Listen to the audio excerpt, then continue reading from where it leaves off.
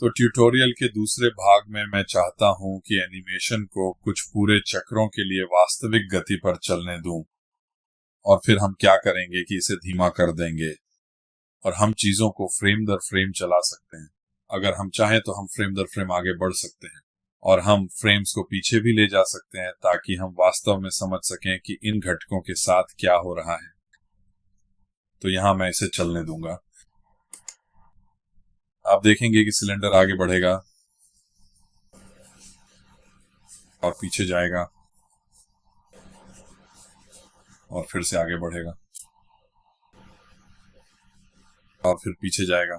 और ध्यान दें कि केवल सिलेंडर ही नहीं है जो हिल रहा है, गॉजेस हिल रहे हैं, डायरेक्शनल वाल्व हिल रहा है, पंप हिल रहा है, रिलीफ वाल्व हिल रहा है। इस साधारण सर्किट में बहुत कुछ हो रहा है। तो उम्मीद है कि इससे आपको ये समझने में मदद मिली होगी कि ये सब कैसे काम करता है। लेकिन अब चलिए इसे विस्तार से देखते हैं। तो जब हम यहाँ से शुरू करते हैं तो हम देखते हैं कि हमारे पास एक स्पूल है जो बीच की स्थिति में है। यहाँ प्रेशर ब्लॉक है और हम देखते हैं कि हमारा रिलीफ वाल्व खुला है ना।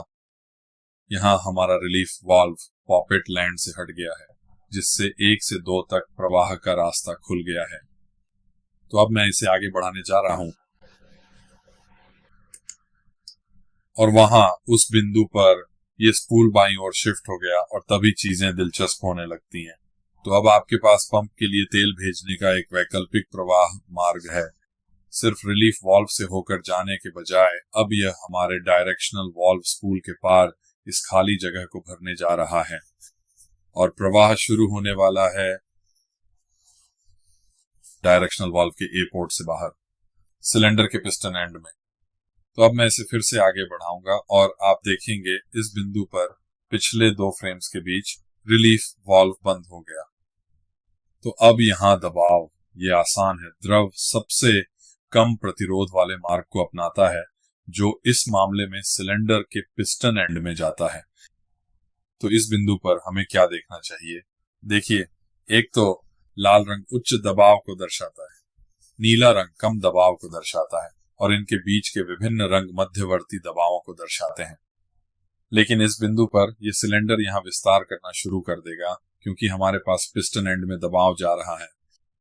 हमारे पास यहाँ पायलट प्रेशर है और ऐसा लगता नहीं है कि हमारा काउंटर बैलेंस वाल्व अभी शिफ्ट हुआ है क्योंकि रॉड एंड पर अभी भी उच्च दबाव है। लेकिन अगर मैं इसे एक और फ्रेम आगे बढ़ाऊं, वहां उस बिंदु पर आप देख सकते हैं कि यह शिफ्ट हो गया है। तो इन पिछले 2 फ्रेमों के बीच अगर हम काउंटर बैलेंस वाल्व को देखें तो ये आगे पीछे जाएगा। तो इससे एक और 2 के बीच का फ्लो पाथ खुल जाता है। तो हमारे पास पी से ए की ओर फ्लो जा रहा है जो सिलेंडर के पिस्टन एंड में जा रहा है। हमारे पास फ्लो है जो सिलेंडर के रॉड एंड से बाहर आने की कोशिश कर रहा है। अब इसके पास काउंटर बैलेंस वाल्व के ऊपर से जाने का रास्ता है 1 से 2 तक, और अब यह पोर्ट बी में जा सकता है और अंततः टैंक तक पहुंच सकता है। तो हमारे पास एक पूरा सर्किट है। तो मैं यहाँ कुछ फ्रेम्स चलने दूंगा और उस बिंदु पर यह एक स्थिर स्थिति जैसी स्थिति है। जैसे ही यह यात्रा के अंत के करीब पहुंचता है और मैं इसे कुछ और फ्रेम्स के लिए चलाऊंगा, और जब यह यात्रा के अंत तक पहुंचता है तो आप यहाँ एक प्रेशर स्पाइक देखेंगे क्योंकि अचानक जो एक खुला हुआ फ्लो पाथ था वह बंद हो जाएगा क्योंकि हमारा एक्चुएटर या सिलेंडर स्ट्रोक के अंत में पहुंच गया है।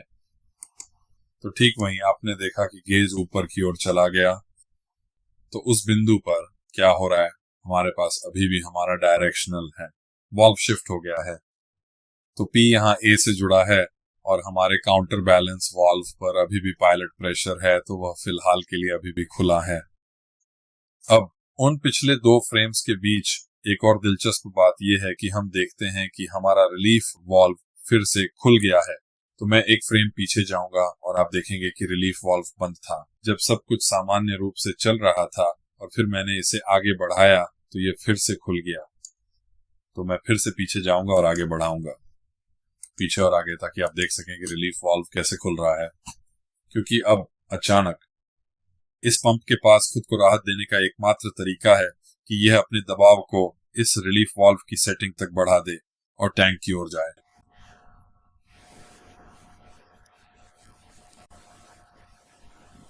तो अब हमारी स्थिति ये है कि हमारे पास एक पंप है जो फिर से रिलीफ पर जा रहा है। हमारे पास अभी भी स्पूल शिफ्टेड है। हमारे पास एक डबल एक्टिंग सिलेंडर है जो पूरी तरह से एक्सटेंड हो चुका है और अब उसमें कोई स्ट्रोक नहीं है। तो अगर हम इसे फिर से आगे बढ़ाते हैं तो अगला कदम कुछ भी बदलने के लिए होगा कि हमें अपने डायरेक्शनल वाल्व की पोजीशन बदलनी होगी। तो अगर मैं इसे एक फ्रेम आगे बढ़ाऊं, अब यह वापस सेंटर पोजीशन में आ गया है। और अगर आपको याद हो, हमारी सेंटर पोजीशन में ए और बी टैंक टी से जुड़ जाते हैं और पी ब्लॉक हो जाता है। तो अब हम फिर से सेंटर में हैं। और जब ऐसा हुआ, अगर आप इसे देखें तो अचानक लाल रंग फिर से नीले में बदल गया। देखिए, अगर मैं एक फ्रेम पीछे जाऊं और ये शिफ्टेड था तो ये पंप प्रेशर के संपर्क में था। अब जब मैं स्पूल को शिफ्ट करता हूं तो अचानक ए टैंक की ओर वेंट हो जाएगा अगर आप चाहें, लेकिन पी अभी भी हाई प्रेशर पर रहेगा।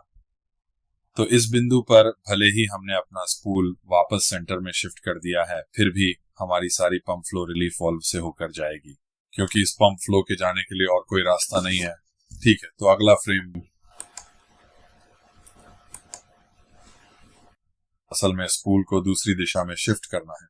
तो ये दाईं ओर है। तो ये स्पूल पोजीशन से मेल खाता है जिसमें पीबी से जुड़ रहा है और एटी से जुड़ रहा है। पी अब बी से जुड़ गया है। देखिए, यह स्पूल अपनी लैंड से हट गया है ताकि वहां थोड़ा सा फ्लो पाथ खुल सके। डिजाइन पर निर्भर करता है, इस स्पूल के आर पार एक अच्छा खासा प्रेशर ड्रॉप होगा। इसे प्रभावित करने वाले कई कारक होते हैं, लेकिन फिलहाल मुख्य बात यह है कि पी से बी तक फ्लो पाथ खुल गया है और अब आप काउंटर माउंट के वॉल्व के पोर्ट 2 में फ्लो डाल रहे हैं। तो पी से बी, अगर हम फिर से स्कीमेटिक पर जाएं तो अब आप पोर्ट 2 में फ्लो डाल रहे हैं काउंटर बाउंस वॉल्व के। अब जब आप फ्लो को इस दिशा में ले जा रहे हैं तो 2 से 1 तक flow free flow check valve के चारों ओर जा सकता है। हमने इसके बारे में ट्यूटोरियल के पहले भाग में बात की थी। तो बी से पोर्ट 2 तक फ्लो सीधे इस फ्री फ्लो चेक के चारों ओर जाएगा और रॉड एंड में चला जाएगा। यही चीज यहां भी है, ये सीधे यहां से बी से 2 तक जाएगा, ये फ्री फ्लो बनाएगा। चेक इसे पॉप करेगा, अपनी सीट से हटेगा और सीधे पोर्ट 1 पर आकर रॉड एंड में चला जाएगा। तो मैं इसे एक फ्रेम आगे बढ़ा दूंगा। अगर मैं एक फ्रेम पीछे जाऊं तो आप यह पॉपेट देख सकते हैं, ये वहीं रास्ता रोक रहा है। लेकिन अब अगर मैं इसे एक फ्रेम आगे बढ़ाता हूं तो आप इसे हिलते हुए देख सकते हैं। देखना, पीछे और आगे। और अब अगर मैं आगे बढ़ता रहा तो क्या होगा? खैर, हमारा राहत वाल्व फिर से बंद हो गया और अब हमारा सिलेंडर वापस जाने वाला है। तो इसे मैं एक स्थिर स्थिति कहूंगा।